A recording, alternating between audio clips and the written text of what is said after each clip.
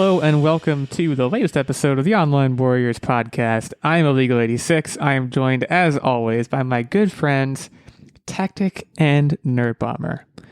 We are fully conversationally lubricated, behind-the-scenes content here. Any given recording that you hear of the Online Warriors podcast typically is preceded by the three of us talking. Probably about an hour and a half. About an hour and a half. So it's like we're recording two episodes. One is the Just For Us episode, where we use our real names and stuff, because, spoiler alert, my real name is not Illeagle 86. That's not my given name. I don't know. I'm pretty sure I saw your birth certificate, and it said Illeagle, and your last name was 86, so... Well, no, it's Ill, and then Eagle is my middle name, and then 86 is my last name. Gotcha. But they're not supposed to know that. Sorry. They're supposed to think it's just some fun name. Here's a little inside tip. Our lives aren't all rainbows and video games and gumballs. I mean, mine is. I don't know about you.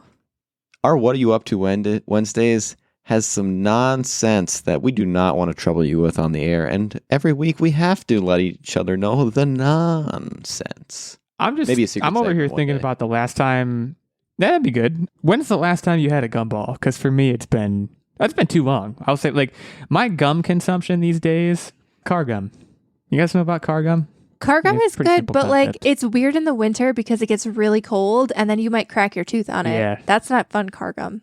Haven't done that yet, but summer car gum, we're approaching the summer car gum era where it's like you put it in your mouth, it's like it's already been chewed almost. Can car gum be one word? Sure.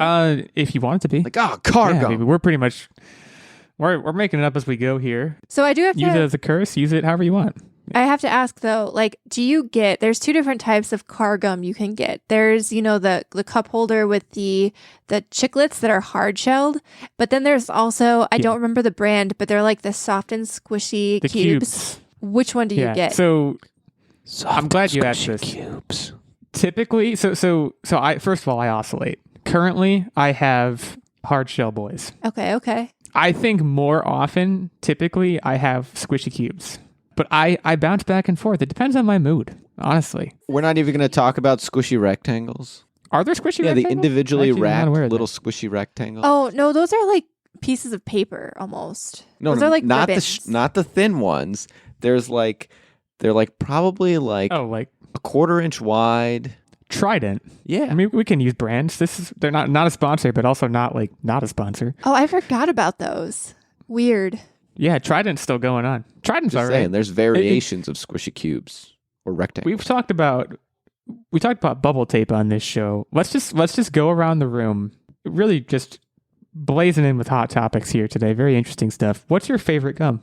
Favorite gum of all time? Squishy cubes. I have a twofer. You can't do that. No, but there's right away. It's situational. You can't do that. That's cheating. It's situational. So if I want mint, you say that about anything. No, because like mint, Okay. Mint is like professional. It's when you just had a cup of coffee at work and you need to get your breath in. Get your breath right. That's when you get like the Dentine Ice, the black one, hard cube, the straight up, just Dentine Ice. Yeah, good stuff. Just blast your mouth into another universe. Yep. But if you want to have fun, if you're playing like beer league softball or something, Green Apple Big League Chew. I don't even know if this exists anymore, but that used to be my favorite gum ever. Green Apple Big League Chew. I did the Great Big League Chew. Big League Chew, real fun. Big League Chew is one of those things where like when you get older, like for me now thinking about Big League Chew, it's a little bit upsetting in the sense that like the whole design of Big League Chew was like, you know how kids want to be like athletes and how athletes all chew tobacco, which is awful? Let's make them think they're doing it. Like it's a little weird that way, but it's really good. And so I love Big League Chew. Fun fact, you can still get it at Party City. Apparently, it looks like one of the only stores that still carries it. That's like, oddly enough, that's like where I've always gotten it. Like when I was a kid, like party favors for your birthday party, I'd be like, Mom, Big League Chew. And Mrs. Illeagle 86 would be like, again? And I'd be like, you betcha. That's not my favorite gum, though. My favorite gum, end to end, my favorite gum. Oh, this is really tough, actually. I'd probably say Winter Fresh, which is really boring, but I think that's my number one. Yeah, no further details. That's all I got. Techtic, are you going with squishy cubes? Yeah, I'm not backing off on squishy cubes. Swishy cubes are good. I felt like a change of pace. I do the Mentos gum sometimes because I love Mentos are like top 5 candy for me. And some people say they're mints, and those people are wrong. I eat an entire roll in about 10 minutes. Maybe it's not healthy, but I'm who I am. What's your favorite gum? Leave us hit us up on Twitter. Let's shout out the twiddle handles. That's a new one. Twiddle. Let's shout out our twiddle handles early today. At OW Illeagle86 is me. At OW Nerdbomber is Nerdbomber, of course. At OW Techtic is Techtic, and our main show account at Online Warriors 1. We want to know, what's your favorite gum? Also, what's your least favorite gum? What the heck? How do you feel about Big League Chew? For whatever reason, I have a feeling that's going to be divisive. We have a big show today. We have a big league show today. How about that? We're going to be talking about... By the way, Juicy Fruit's going to be the least favorite. Disintegrates. Okay, I almost picked Juicy Fruit. You don't like Juicy Fruit? Disintegrates. Juicy? No, it doesn't disintegrate. It gets hard and flavorless. So then you're just left there chewing like this weird hard piece of white rubber in your mouth. It's gross. The shelf life, and by shelf life I mean mouth life, of Juicy Fruit is pretty small, but it's really good. Also, don't sleep on like Double Bubble, like classic bubble gum. Totally different thing in a way, but pretty good. We're going to be talking about a mysterious underwater discovery today. That's my tease. We're going to be talking about Indie World Showcase, totally different thing, video games. A lot of Switch games for indie developers. We got a showcase last week, about 25-ish minutes of trailers we can go through. And then we're going to be revisiting a topic that we've already talked about on the show. There was some news recently about Gotham Knights, which is purportedly, it's the next Batman universe game that we're anticipating. And why don't we start with that one, actually? So the big news here, the headline, so to speak, they went ahead and canceled the PS4 and Xbox One versions of Gotham Knights. So this is interesting in a number of ways. First of all, is this the beginning of something? It is.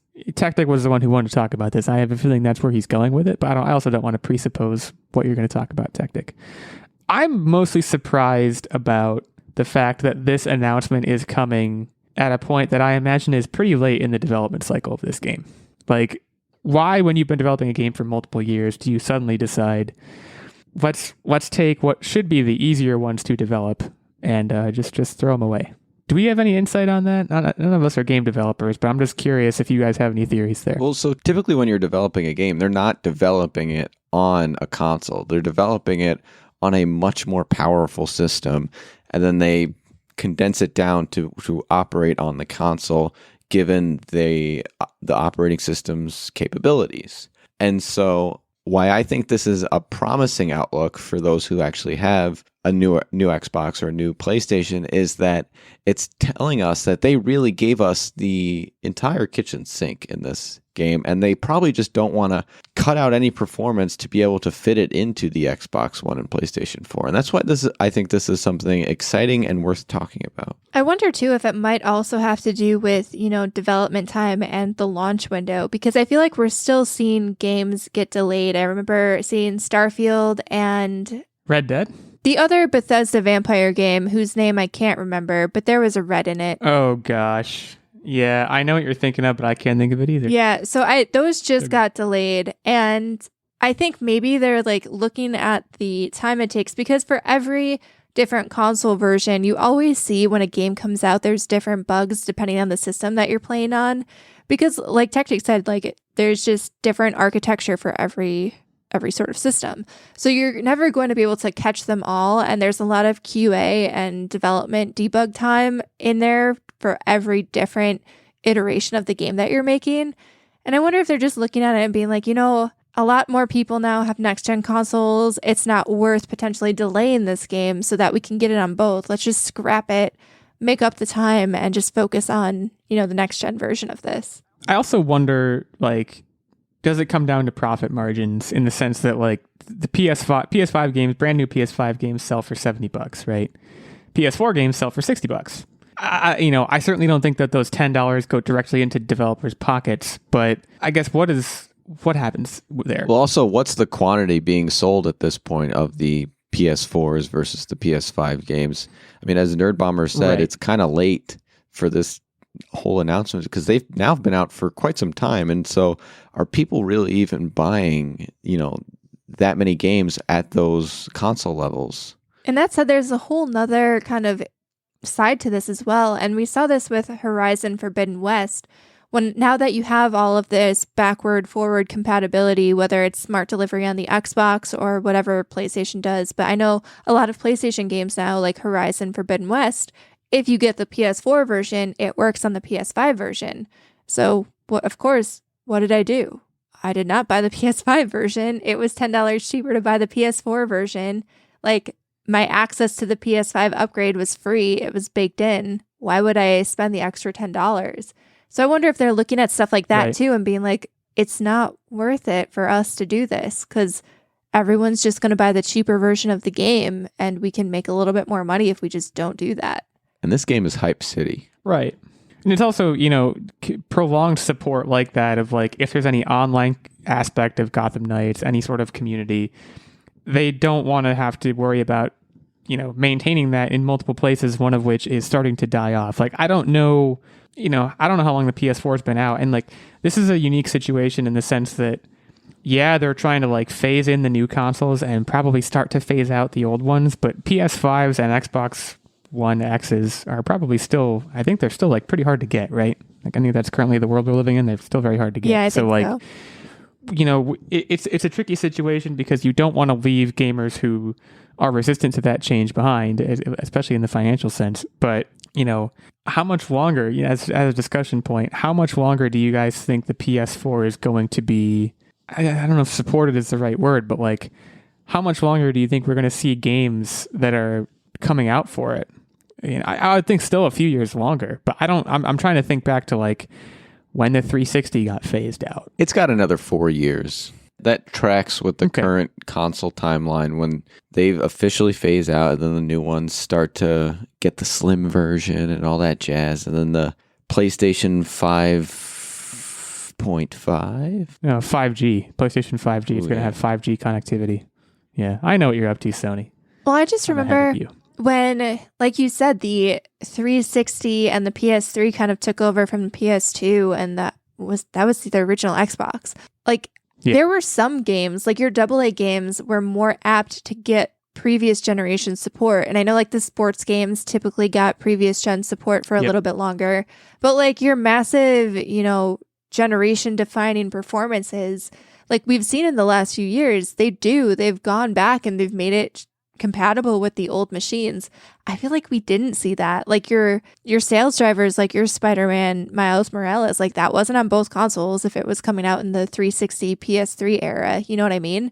And I think sure, those old consoles got support for a while. And even with the Xbox One and PS4, I'm thinking back and like the only games that I remember the 360 still getting support for were like the weirdest games. Like, I'm trying to remember, but there were like, I want to say Cooking Mama, but that's a Wii specific. But games like Cooking Mama, like they would randomly get a 360 release and you'd be like, why? Like, who is buying this? Right. Probably Cookie Daddy. But yeah. Yeah, it's going to be interesting to see. I have a feeling they might try and cut that 4 years down. I don't know at this point. It's interesting too to think about like with how Sony and Microsoft, they're trying to cultivate their own studios, PlayStation Studios and Xbox bringing in Bethesda and all this stuff. How do they view it? How do they, the console viewers, see this? Are they going to put their own dev resources towards games that come out on both the Xbox One X and the Xbox One? I would guess probably not, because if they just, show off new flashy games with highbrow IP and say these are coming to the Xbox One X and not the Xbox One, they're motivating people to buy their new console, which is where they make, well, that's actually not where they make money. I think, isn't it still true where like companies like that, they lose money per console? I think is still I think the console is kind of like the lost leader to get you on the service. I think where they make the most money is actually like their subscription services, like your Xbox Live and PS Plus, although now those are morphing, so I'm not sure if that still holds true. But I think like that was originally where they made the most money. I would assume at this point it's probably in Sony and Microsoft's best interests to continue getting people flocking to their new console and away from their old one. So, with these companies buying into their own studios, you're going to see more and more of that acceleration, I think. And I would say 2 years. That's aggressive, but I would say 2 years from now they're going to be really moving away from the previous generation. But Gotham Knights, if you were excited for it and you had a previous gen console, Sucks. I don't know. That's a huge bummer. Yeah, I don't really know what to say. If you're mad, take it up with them. It's not our fault. We're just the messengers. Let's talk about Atlantis, not the movie, but boy, what a movie! The movie was great. Remember that movie? I love that movie. It was so underrated. I've seen about 1 million times one of those like Facebook, those pictures that go viral. Someone like took the entire cast, like animated cast of Atlantis, and was like assigned actual actors to them. And it's pretty amusing. It's also very dated right now. I know this is kind of like a offshoot, but like I am surprised that we haven't seen some kind of like revamp, whether it is a live action Atlantis or even just like somehow them trying to like bring that property back to life. It'd be great because there's a void right now. There is a national treasure shaped void in movies. And I thought they were going to make another national treasure, and then they were like, no, we're making it a show. And that made me sad. Well, back in like that 90s Atlantis period, there was a whole even like subsect of animated movies that were more like adventure based because you had Atlantis and all of the sequels. Treasure Planet. And I know this isn't Disney, but there was like Titan AE, which was a dope movie. I don't know if you've ever seen that, but that was like one of my favorite movies as a kid. Young Illeagle 86 was obsessed with Titan AE. Yes. I don't remember a single thing about it now, but I remember it was a big deal to me back in the day. Same with Treasure Planet. Treasure Planet, I remember 2 things about. 1, it was called Treasure Planet. And 2, I believe the Goo Goo Dolls wrote a song for it. And I saw it on like the Disney Channel about 100 times. Shout out to Treasure Planet. It was pretty good. They had those like rocket surfboards in that movie. I remember thinking that was the coolest. We're getting off track, but yeah. Oh, it was the coolest thing. It probably still is. Guys, they found a yellow brick road. So some deep sea researchers were doing their thing. Okay. They're off the coast of Hawaii trying to avoid, what's that guy's name who's causing all kinds of trouble in Hawaii right now? Sorry, that's Ezra Miller. You know what I'm talking about, right? Ezra Miller. They were off the coast of Hawaii trying to avoid a run-in with Ezra Miller. And they found, and I'm looking at a picture of this, what looked like a yellow brick road.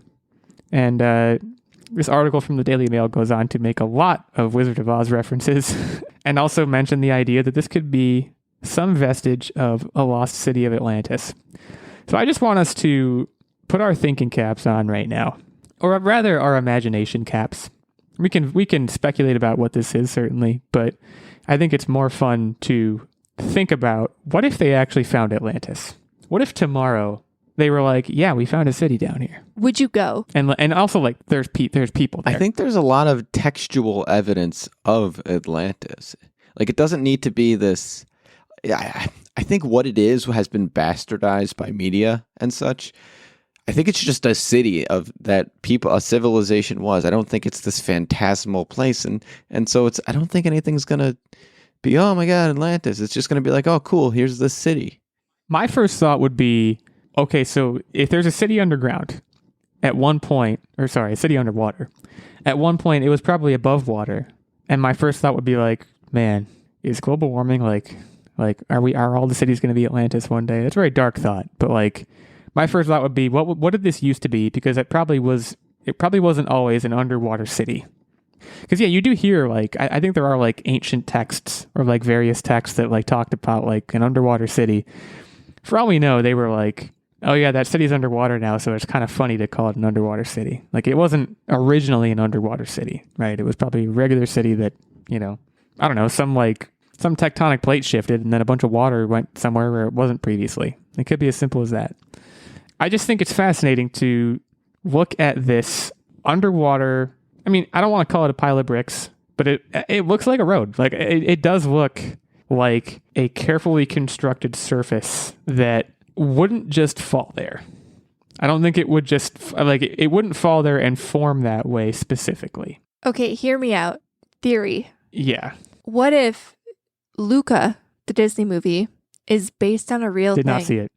Well, I mean, you know the gist though, right?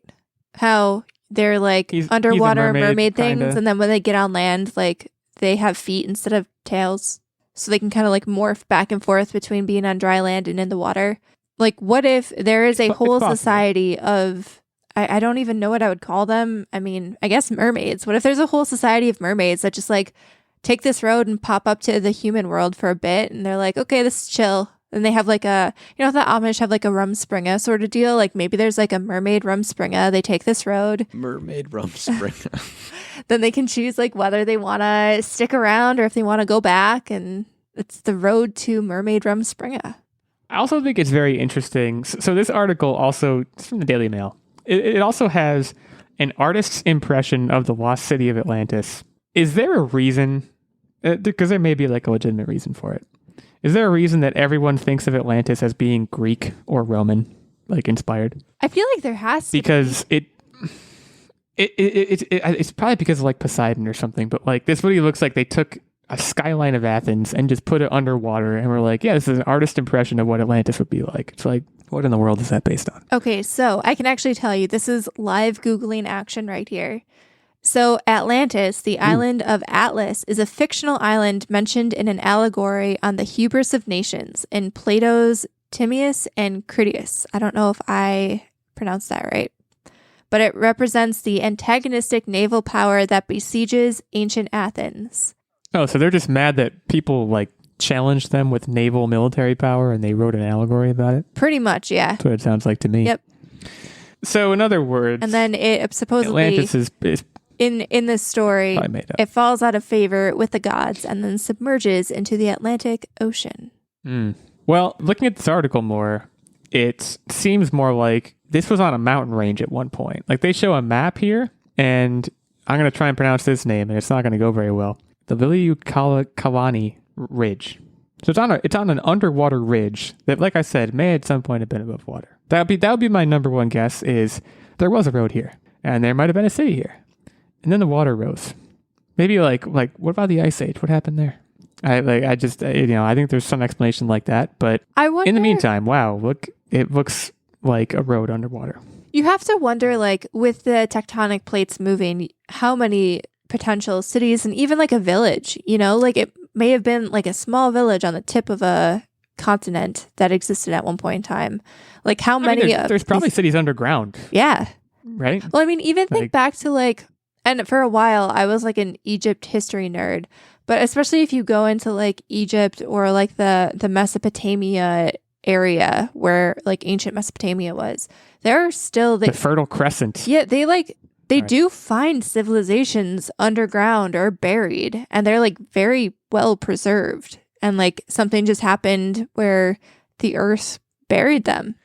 I'm curious just about what the coloration of the yellow comes from.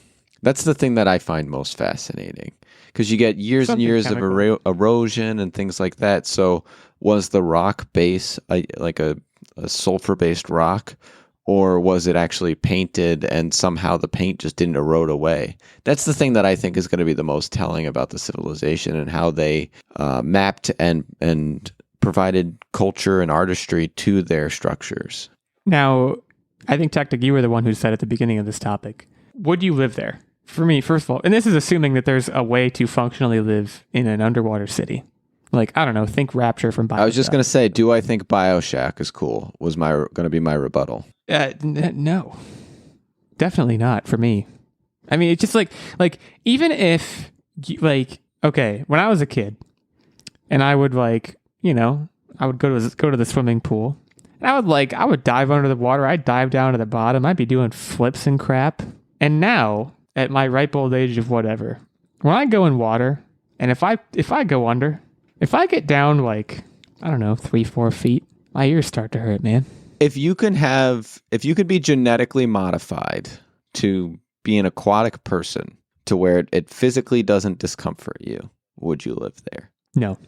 Still no. You know why? The absence of light? The absence of light is a good one, actually. I didn't think of that. I was just thinking like peeing. That's the best part. Are you kidding? Just pee in the water. No, it's not, man. It's terrible because then where's your pee? It's everywhere. You're in it. Yeah, it's warm. That's you get moments situation. of warmth. I can't get on board with that. And also, I don't know. The nice thing about being on dry land is that we can go into water and we get wet, and then we get out and we're not wet. Think about how in this situation, you just be wet all the time. Yeah, that too. You'd be wet all the time. It'll always be dark. The only thing that would be cool about it is you could say you live there. That would be it. Yeah, but like I said, your No, I don't think pupils it's would worth that. dilate. You'd have incredibly large pupils to adjust for the limited light intake. You'd have gills. You would swim at crazy. You'd probably, I mean, if I can genetically modify myself to that extent, I'd probably use that technology for something different, which I know is kind of like metagaming the question, but it'd be cool to have like webbed appendages. That'd be pretty cool. You might just develop those naturally if you were down there for long enough. Yeah, I'm sure after like the second Who or knows? third generation, you'd start like, because we already kind of do have a little bit of webbing between our fingers and toes. I'm sure that would just expand. I mean, I forget where it is, but there's a group of people that like they've developed lung capacity significantly better because their largest food staple is underwater, and they dive in and they spearfish and. Yeah, well, then there's like the Polynesian like pearl divers, right? I'm not making that up. That sounds made up, but it's real. They like have to dive down there to get the pearls, and they just free dive, and they're holding their breath for like 3 minutes down there. How long do you think you can hold your breath? I've timed this. I can do 2 minutes. Usually, my average is 1:20 seconds. If I'm feeling frisky, I've gotten as high as 2. I get very worried because he's always like, time me. And I'm like, okay, this is too long. You need to come off now. Like, we'll be in the pool, and I'm I like, almost I don't want certainly- all of our neighbors to watch you drown. Come on, get out of there. I almost certainly, I'm sure I have timed myself, but not recently. I'd probably optimistically give myself 45 seconds. The key is to And- pre-destroy your brain cells. Kids, don't try this at home. Don't try anything we say here at home, unless we explicitly say to do it. And right now, I'm explicitly saying not to. Would you live in Atlantis? At Online Warriors 1 is our main show account. Let us know if that would be a fun time for you, or if it would make your ears hurt like me. We're going to stop to take a short break now before we come back to talk about Indie World. But before we do that, Mr. Stephen Keller is going to be joining us here on the show quite soon. And that is one of the perks he gets as a result of his support at the night level on our Patreon. Stephen is a Patreon producer of the show. He gets input into the weekly game segment that Techtic will be hosting later. He, of course, also gets access to our monthly secret segment and vlog, and he gets his producer shout out. He is a knight at our square table. We bow before him, swords, touching shoulders, all that stuff, knight stuff. There's also a squire level of Patreon support, which gets you access to our monthly secret segments and vlogs. And there is a page level, which gets you access to the monthly secret segment. And for more of the details on any and all of those levels of support, you can head over to patreon.com/onlinewarriorspodcast. Go say hi to us, say hi to Steven, and consider giving back to the show. So that's, again, patreon.com/onlinewarriorspodcast. Thanks to Steven. Be right back to talk about Indie World.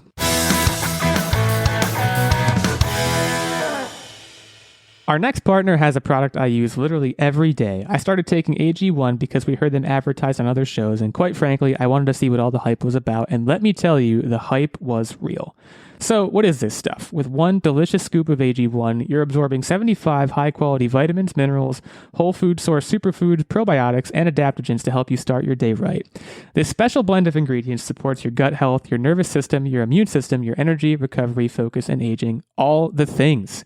It's quick and easy for me to toss back in the morning as I'm getting ready for work. One scoop into a glass of water helps me wake up even on tired mornings, and I know my gut and immune system will be prepped for the day. And I know what you're thinking, green drink, blech.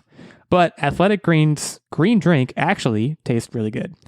The best part is that I get all my supplements in for way cheaper than taking individual supplements themselves. It costs less than $3 a day, so you're investing in your health for cheaper than a cup of coffee. It's also a trusted product. Athletic Greens has over 7,000 five-star reviews and comes recommended by professional athletes and leading health experts alike.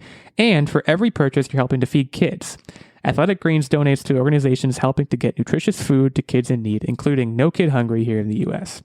Right now, it's time to reclaim your health and arm your immune system with convenient daily nutrition. It's just one scoop in a cup of water every day. That's it. No need for a million different pills and supplements to look out for your health. To make it easy, Athletic Greens is going to give you a free 1-year supply of immune-supporting vitamin D and 5 free travel packs with your first purchase. All you have to do is visit athleticgreens.com/emerging. Again, that is athleticgreens.com/emerging to take ownership over your health and pick up the ultimate daily nutritional insurance. Thanks to Athletic Greens for helping to sponsor the show, and now we'll get back to the episode.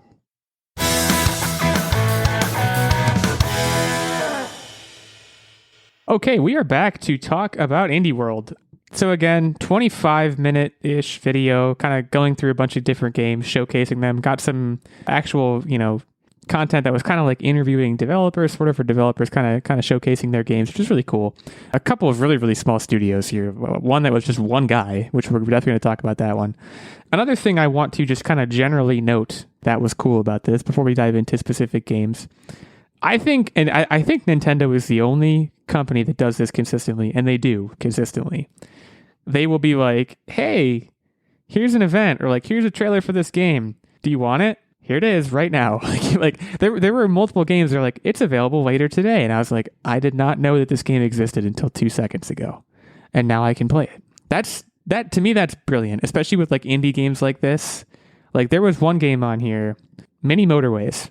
It was available right now. I was like, I'm going to go buy it. Yeah, I can't tell you how many games. I had the thought. I can't tell you how many games that I see in these various events across all different platforms. And I'm really excited about them, but then I immediately forget about them if they're not available. This is a great foundation to get people not only introduced to, but playing these games that, these people worked really hard on. So you bought Mini Motorways? I haven't yet, but I just Googled it while you were talking. Like I'm going to, and the combination here is super potent. It's like here it's available now. It's $15. It's like what do I have to lose? I'm not losing time. I'm not losing money. I'm just enjoying life. Oh no, that game looked like it would give me immense amount of anxiety, but I'm jumping ahead. But we can each pick a few here and go through them. I want to give so I guess let's go around the table. Favorite reveal. Favorite game on this list. See, that's not fair. It's perfectly fair. It's not fair because so I have a favorite game for each thing. There's a favorite co-op game. There's a favorite solo game, and then there's a favorite overall game. Okay, what's your favorite overall? Cult of the Lamb. Cult of the Lamb. Incidentally, we interviewed the creator of Cult of the Lamb. Not to toot our own horns, but we did do that. Yeah, that looked pretty enticing, certainly. Nerdbomber? So I have also, just because, we obviously talked to a developer of Cult of the Lamb, which you should go check out that interview, wink, wink, nudge, nudge. So I'm a little predisposed to that, but one of the things that I was most excited about, and there's kind of like 3 big ones, but I'll start with my first one since you asked me for my absolute like wow moment. I don't know exactly what grabbed me about it, and it might have been the soundtrack off the bat, but Soundfall. That was the rhythm, kind of like looter shooter, top down sort of deal. And not only do I like rhythm games, but I'm like addicted to looter shooters if it's the right format. Like I can't get into every single one, but like I found Borderlands to be very satisfying because of the looter shooter mechanic. And it's also local co-op, and you know me and local co-op. So I was like, kid you not, I looked at Techtic and I was like, this would be really fun. Like a few drinks in, just like jiving with the music. And I was like, we should see when this comes out. And then they did the thing where it's like, it's available today. And I was like, wow, this is great. Yeah, that was going to be my favorite co-op game. And I really hope they have a song that's just boots and pants and boots and pants and boots and pants. Did you buy it? Or did you like me where you were like, we should buy it, and then you didn't? Well, I said like, we're going to buy it, but then we were prepping right before the show. So I did not buy it yet, but it's going to be probably this weekend. I will buy it. 4-player co-op. I also like that's like it's one thing to have like 2-player couch co-op. 4-player local multiplayer. I feel like that's pretty rare these days. I want to know more about Soundfall in the sense of I think at one point they said more than 140 songs, and this is sad and the wrong attitude to have. But I immediately was like, that's not that many. That's my first thought. Like the nice thing about this is they can continue to expand the library of songs probably pretty easily. And my guess is that is their plan. So you're going to get it and you're going to play with us on the screen? I mean, sure. If it's $15 like Mini Motorways is my first priority. And that wasn't even my favorite game, but it's the one that's out currently. My overall favorite, by a pretty wide margin, I would say, Illeagle. The only thing I don't like about Illeagle is the title. I don't like the title at all. But this looks like a game I'm going to play the crap out of and probably get very frustrated by and continue coming back to it anyways. This comes out this summer. I don't know exactly when. They didn't say exactly when. It literally just said this summer. 1-person development team. They did it for a school project, which like that's a cool story, right? Like, and that's the kind of things we're getting with this Indie World Showcase. I already mentioned mini motorways. I want to shout out best title and premise. I don't know if it's going to be the best game. Another Crab's Treasure from Aggro Crab. First of all, That Aggro looked Crab. great. I just love saying that. I was just looking for opportunities to say Aggro Crab, and I'm saying it again now, and it's great. Aggro Crab. Another Crab's Trash is another Crab's Treasure. The whole premise being you go around and use different things as your shell to protect yourself when you're fighting various ocean beings. I thought that was a very cool premise. So yeah, we can kind of go through some of the other games on the list here. I was also very into Wild Frost. I'm currently going through a phase where I'm playing like board games and card games on the Switch. And it's literally a deck builder. It's a tactical roguelike deck builder. No one's mentioned my other favorite. Be pleasant. You guys hit the We'll probably two. get there. I do have to comment though, Well, no, Wild Frost, like anytime they can put in a deck builder in a game, like the deck building mechanic, whether it's a board game or a video game, just grabs me, man. I don't know what it is about deck builders, but I freaking love them. They're the best. Probably my favorite like board game mechanic overall. So to see it going into a video game is pretty pleasing. One of the bigger ones I feel like it was touted right off the bat. Well, not right off the bat in the video, but it was touted by this article, and I know it has some popularity already. Totally Accurate Battle Simulator. They really were playing up the wobbles, the wobblies, the wobblers, just words with wobble in it. I'm gonna say this looked really fun. I think I would enjoy it for about an hour. Yeah, that's the vibe. Yeah, that I don't know. got too. I don't know what replayability this has, but it has a fan base and it's very popular. And this was like this is a game that's out other places and it's coming to Switch. So that's very exciting for people who are fans of it. We talked about Cult of the Lamb, obviously, that looks amazing. Ooblets, I do have to comment on. So Ooblets was the thing that like Go for it. kicked off the entire showcase. And I thought for sure when I heard the music, it was very reminiscent of Animal Crossing. And then I'm watching this trailer and yeah, like the graphics are different, but a lot of the mechanics are the same. And it looks like you're basically doing all of the things that you would do in Animal Crossing, but then you collect pets. And it felt a little like rip-offy. So I was confused that Nintendo like had its premium showcase kickoff spot. It's like they took Animal Crossing and Pikmin and combined them. But like I loved Animal Crossing. And to be clear, because I know Illeagle, you kind of were the same as me. Like prior to playing Animal Crossing, I was like, I don't know how much enjoyment I will get out of this. But there is something very satisfying about it once you do play it. And so like I probably will get this because it's basically a different version of Animal Crossing. Cozy gaming. I slept through that trailer. I was like, if they're all going to be like this, I'm not going to have a good time. Luckily, most of them were not like that. But it's just not my kind of game. It's as simple as that. Another one I want to shout out in a negative way. The only other one I want to shout out in a negative way. We Are OFK. I don't know what it is. They didn't tell me what it is. They don't want me to know what it is. It seems like I was like, what is this? We've seen this no interest in trailer that. several times. I feel like we saw this at E3 last year, or maybe not E3, but like maybe it was like Summer Games Fest or something. Summer gaming. Yeah. And I remember thinking even then, I'm not 100% sure what this is because I think they call it like a episodic sort of like biopic. And they almost allude to the fact that like there was AI at one point, but now it seems like it's fully voice acted. I don't really understand what's happening here. Like I need more than what they're giving me to get what's going on. How about the game with Avril Lavigne in it? Do you guys catch that? No, I didn't catch Batora Lost Haven. Batora Lost Haven. All right, now you guys are just messing main- around with me. Wait, hold on. The Avril main Lavigne character is named the main character is named Avril. I was making an Avril. Okay. Lavigne joke. You had me for a second. Not I was actually like, Avril Lavigne. I was like, how did I miss this? I feel like this would have been such a big deal if Avril Lavigne was in this. I mean, Avril Lavigne I is just back saw- for what it's worth. New album. She's very back. I just saw the name Avril. My first thought was Avril Lavigne. Batora Lost Haven looked pretty good. It's unfortunate that was my main takeaway from that game, but it was. We are messing with Techtic. Techtic, why don't you go ahead and spill the beans here? We're waiting with bated breath. So one of my favorite things with video games is just chill puzzle games. And Elect Head had that vibe for me. We talked about that. I already talked about it. What did you say? You don't listen. You didn't listen to me, man. I bet he was and sitting that there was thinking, I can't wait to talk about I was Black so Hat excited to the point to talk where like about he it where I wasn't wasn't even listening. I was like, just let me talk about it. Electhead was my overall favorite. Oh, good. It was my overall of- favorite. It looks very inventive. It looks very simple, very pleasing, while at the same time probably manages to I be thought very you were going to challenging. like Gumbrella.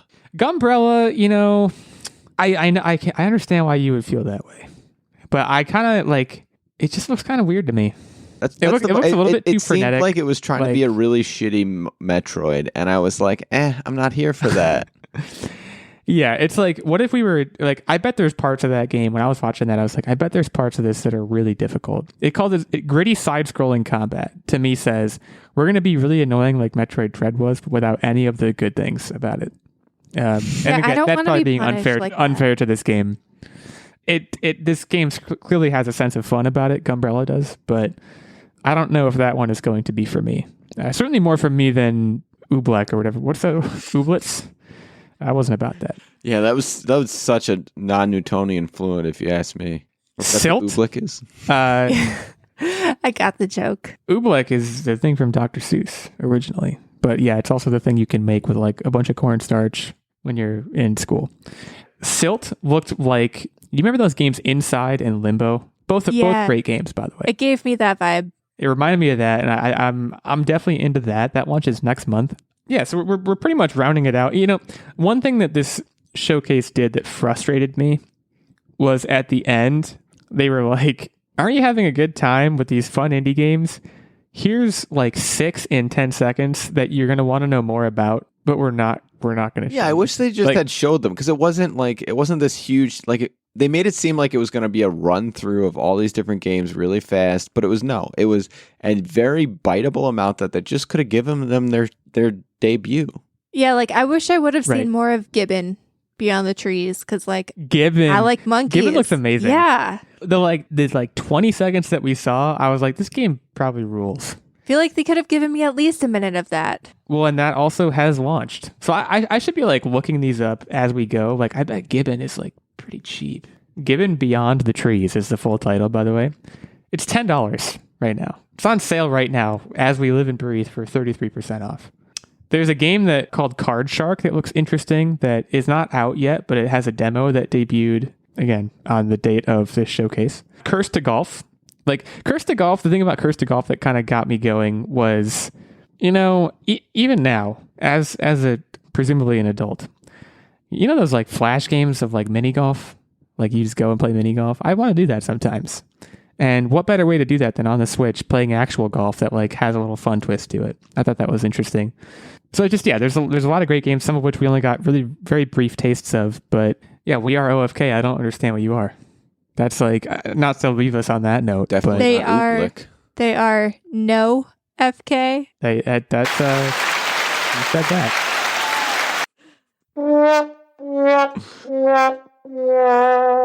We want to know what your favorite game was from the Indie World Showcase. Hit us up at OW86, at OW Techtic, at OW Nerdbomber, our main show account at Online Warriors 1.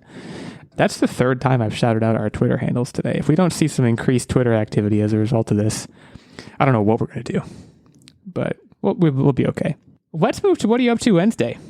Let's talk about what we have all been up to. And let's start with Nerdbomber. Nerdbomber, what have you been up to? So first of all, we saw your pretty face this weekend. Hey, I was going to say that I organized the plans. Oh, sorry. Okay, I'll leave it at that.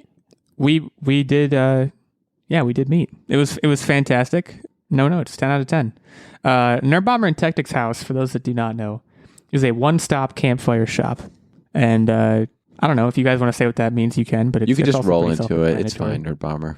I mean, we have everything. We have the wood. We have the beverages. We have the snacks. We have the snacks laid out in goodie bags in your seat before you get there, because we also have the chairs and we have the tables and we have the sticks so you can roast your hot dog and your marshmallow.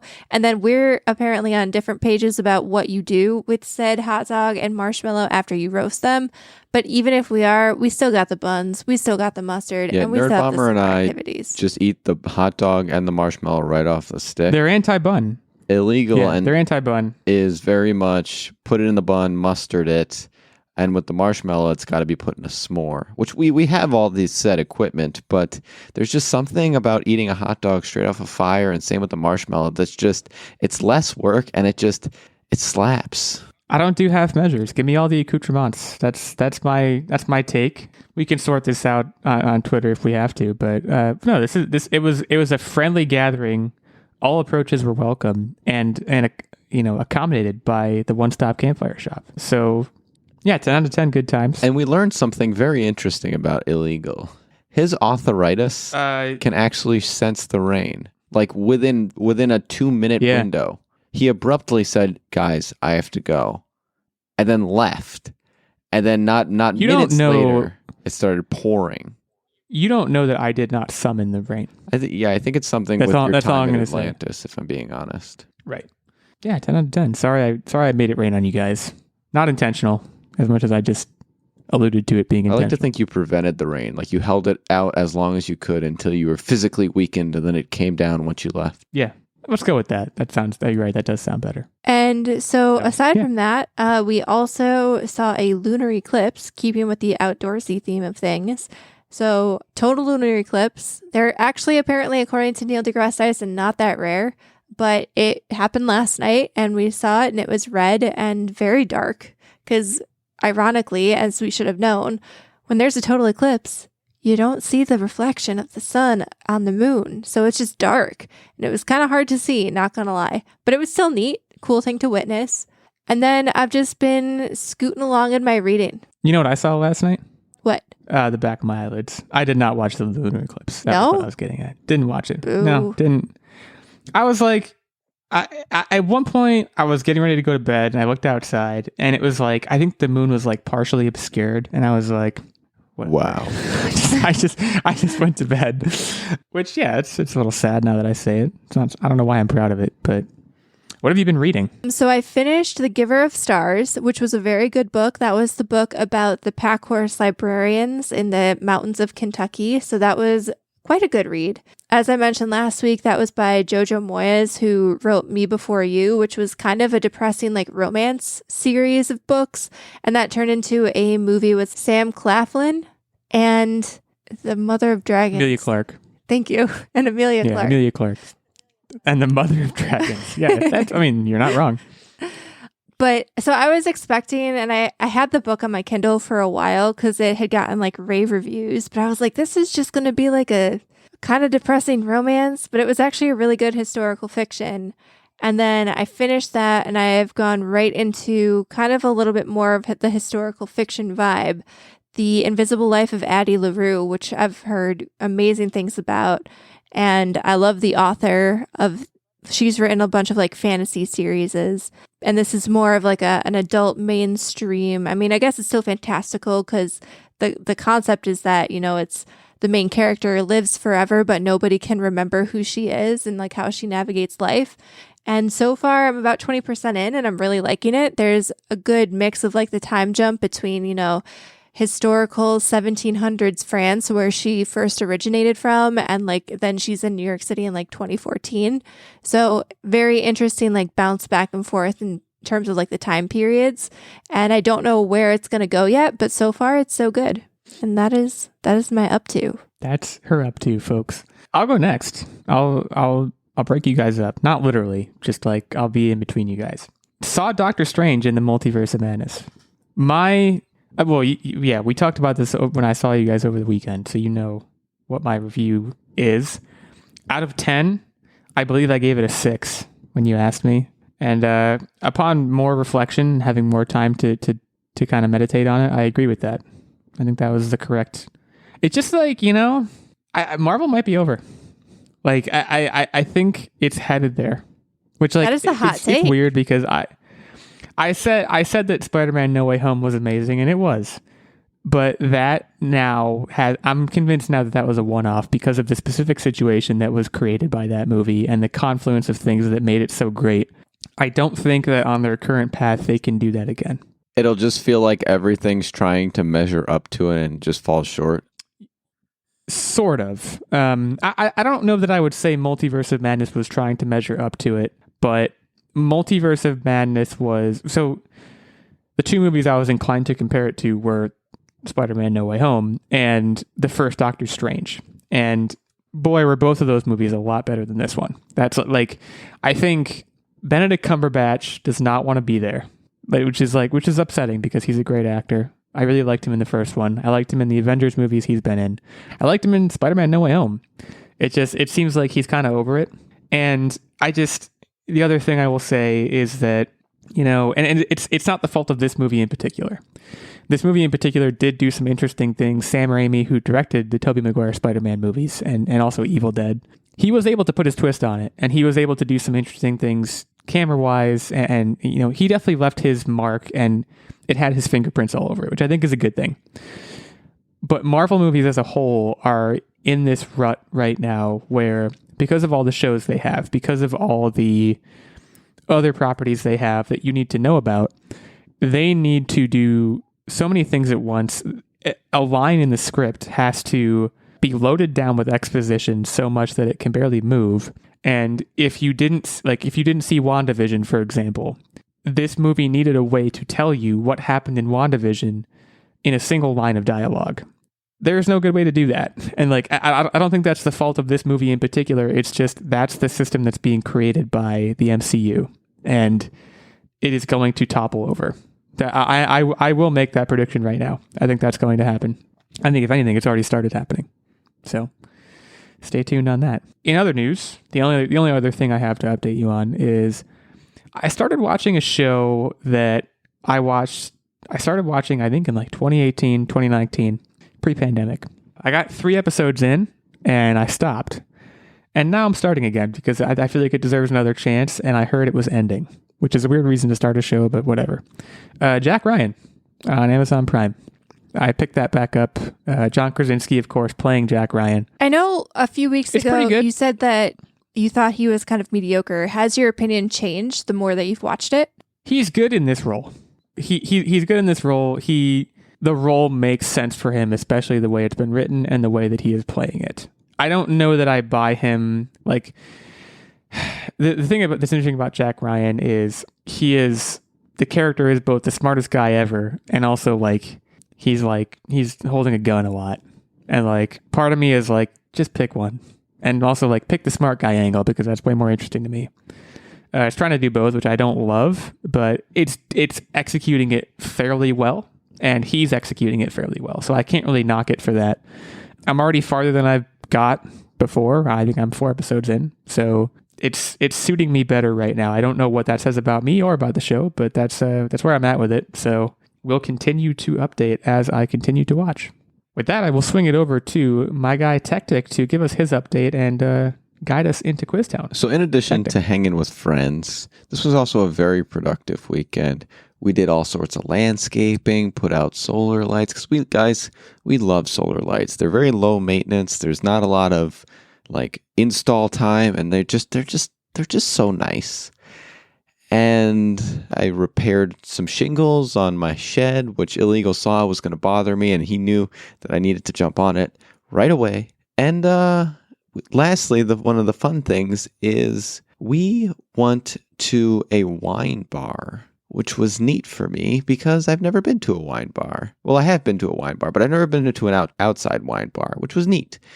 And so it was nice to, again, see friends and hang out outside and enjoy the weather. So that's all I really got. It's save for the summer, Yeah. It's getting savory up in here. So with that, and talking about beverages, we got ourselves a quiz with the theme being Dr. Pepper. So love Dr. Pepper. I am immediately confident. I didn't know about the topic until this very moment. Big Dr. Pepper fan. So we'll start with Illeagle if he's super confident. When was Dr. Pepper first sold? Yeah, I'm going to go with 1895.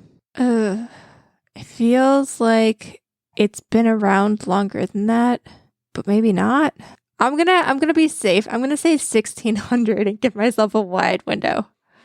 This is a really sad one because it's on the can, okay? No. And Illeagle is envisioning it. He's literally envisioning it, but he's off by one of the numbers. It's 1885. And so Nerdbomber takes this one. Is it really on the can? I have nothing to say. Quizzes are dumb. Let's continue. This is going to infuriate you. How many peppers are in? How many flavors are in Dr. Pepper? How many peppers are in a can of Dr. Pepper? Gosh, this is on the can too, isn't it? Oh boy. This is on the can. I feel like So I will. There's no way. There's no reason for me not to tell you. I know what the answer is. So unless you get it exactly right, I'm gonna get this point. I think it's 32. You know, you flipped him. It's 23. Darn it. Are you kidding me? I'm shocked. It was really like whoever got this one, man, he was so the reason why I ordered the questions the way I ordered them was you came off so confident because this was going to be my first question. So I was like, all right, I'm not going to give him this one. And man, It is 23. it is right? 23. All Okay, right, yeah. so we're all tied up. Please. Next question. In 2020, the most ever 192 ounce cases of Dr. Pepper were sold. How many cases? In 2020, the pandemic year, people were inside drinking Dr. Pepper. Apparently. How many 192 ounce cases were sold? How many were sold worldwide? Yes. It's a lot. 23 million. 1 million for each flavor. I think that's too low. I'm just thinking about like a pallet of pop and like how many pallets when I used to work in retail we would go through, and it was a lot. I'm gonna say 230 million. I'm gonna add a 0 to yours. So the answer is 596 million. That's a lot. That's a lot. Credit where credit is due. All right, so this one's a little bit. I thought you went too high, and you clearly didn't. So I'm chagrined. Okay, let's continue. So this one's a little confusing. So just keep up with me, folks. So due to distribution issues, the drink is sometimes bottled under contract by Coca-Cola or Pepsi. What % is bottled by Coca-Cola? I feel like Dr. Pepper is primarily Pepsi because every time I Instacart and there's like a deal, I believe Dr. Pepper is lumped in with Pepsi. And you said what % is Coca-Cola? Mm-hmm. I'm going to give it the old third. No, I'm going to say 23%. I'm just going to ride that 23. Okay, this is easy for me. At 24, both because I have the +1 and because I think it's way more than you said. Okay, so it's actually close to a 1/3, 1/3, 1/3 between Dr. Pepper themselves, their own distributors, and Coca-Cola, with Coca-Cola being at 30%. So we're all tied up with one question to go. And I still have my +1, so sorry Nerdbomber about has it. the +1, so I have to get it exactly right. How many? You ask me how many flavors again? Well, this I know that this answer is also on the container. Oh, geez, doesn't help me. How many calories in a 12 ounce of Dr. Pepper? Ooh. Oh man, I should know this actually. This feels like something that I should know. 185. Ah, I know what you're thinking. You're thinking, did I go too high yeah. to force a tie? I'm trying to visualize. I literally just had a Dr. Pepper the other day. Trying to visualize what's on the freaking can. 186. I cringe. We're all tied up, folks. We're going into overtime. Yeah, but It what was the answer? Whoa. 150. Oof. Okay. So that was pretty close. Okay, overtime. So text in answers. Yes. I should have gone with 1. I was on the verge. I was like, I feel like that's too high. That's tough though. That you were in a tough spot. I put you in a tough spot. All right, I've got my question. I'm ready for an answer. Bad Boy South drank a 12 ounce can of Dr. Pepper in record time. How fast did he drink it? Bad Boy South? Yeah. This is Soda World this is a- Records. It doesn't matter who he is. Okay, how fast did he do it? My answer is in. Illeagle takes this one. The answer was 5.38 seconds. Nerdbomber I had went guessed low. 1 second. Illeagle had guessed 2.7 seconds. Boo. Wow. We both thought he drank that thing real fast. I just thought he drank it a little faster. Well, hey, that shifts the scores yet again. I moved to 7-6. Nerdbomber moves to 5-7. That's what I have written down. And Techtic 6-6. Steven, 1-0. Steven will be defending his undefeated title on the show very soon. I move into first place. Techtic in second place. Nerdbomber in third place. For once, no one's tied right now. We've had at least 2 people tied for like 100 years at this point. But for right now, no one is tied. So next week, I will be hosting topic TBD. In the meantime, we thank you all for joining us for another amazing episode of the Online Warriors podcast. Leave us a review on Apple Podcasts if you feel so inclined, if you liked it, if you didn't like it, if you want to tell us what your favorite gum is, whatever you want to do, it's up to you. And in the meantime, before next week, I will turn things over to Techtic to take us out with a tech tip. Sugar. I don't. Drink Dr. Pepper. Well,